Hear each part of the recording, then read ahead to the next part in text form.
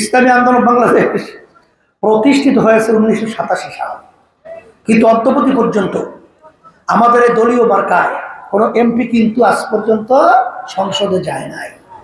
এর অর্থ কি? আমাদের দলটা কি একেবারেই ছোট? আমরা আজকে বাংলাদেশে আপনাদের দোয়া আল্লাহর রহমতে 300 আসনে প্রার্থী দেওয়ার তৌফিক আল্লাহ আমাদেরকে দান করেছেন।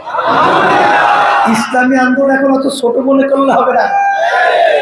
যখন ইসলামের বিরুদ্ধে, দেশের বিরুদ্ধে যখন কোনো ষড়যন্ত্র তৈরি হয়, ইসলামী আন্দোলন বাংলাদেশ তার প্রতিবাদে যখন রাজপথে আওয়াজ তুলে, তখন এই বদমাইশদের কলিজা থরথর করে কাঁপতে বাধ্য হয়।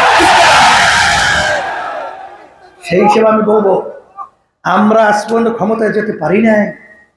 এর কারণ কি? এর কারণ হলো আজকে স্বার্থান্বেষী মহলগুলো 53 বছরে যারা দেশ পরিচালনা করেছে, তারা বারবার আমাদেরকে বোকা পেয়ে ধোকা দিছে, আমাদেরকে সিঁড়ি হিসেবে ব্যবহার করে ক্ষমতায় গেছে।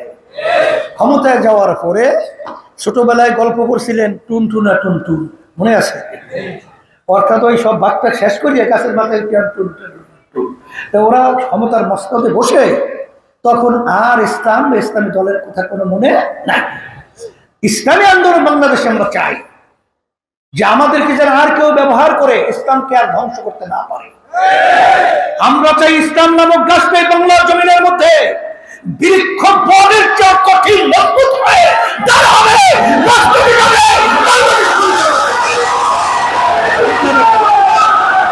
এই জন্য আপনারা দেখেছেন চিন্তার ব্যবধানতা। আজকে কিন্তু আপনারা দেখেছেন আওয়ামী লীগ বলেন, বিএনপি বলেন, এরা কিন্তু বিভিন্ন সময় আমাদের নামক ইসলাম নামক দলের কাঁধে হাত দিয়ে তারা কিন্তু ক্ষমতার সিঁড়ি পেয়েছে।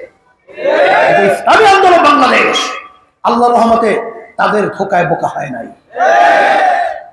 আমরা আল্লাহর খাস মেহেরবানি আপনাদের দোয়ায় ইসলামী আন্দোলন বাংলাদেশ প্রথম থেকে শুরু করে আল্লাহ কিন্তু ফজলুল করিম রহমতুল্লাহ আলাইহি তিনি যে মিশন রেখে গেছিলেন, তার ধারাবাহিকতায় আজকে কার্যক্রম করায় আপনারা দেখেছেন এখন কিন্তু আল্লাহর রহমতে ইসলামী আন্দোলনকে বাইপাস করে কেউ ক্ষমতায় যাওয়ার চিন্তা আল্লাহর রহমতে করার পরিবেশ নাই।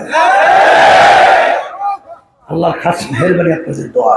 সেই হিসাবে আমি আমার ভাইদেরকে বলবো, পর্দা আলে মা বোনরা যারা শুনছেন, বাংলাদেশের ভিতরে সবচেয়ে ইসলামের পক্ষে মজবুত ঘাঁটি বিভিন্ন জায়গায় আমি বলে থাকি, তার নাম হলো পটুয়াখালী জেলা।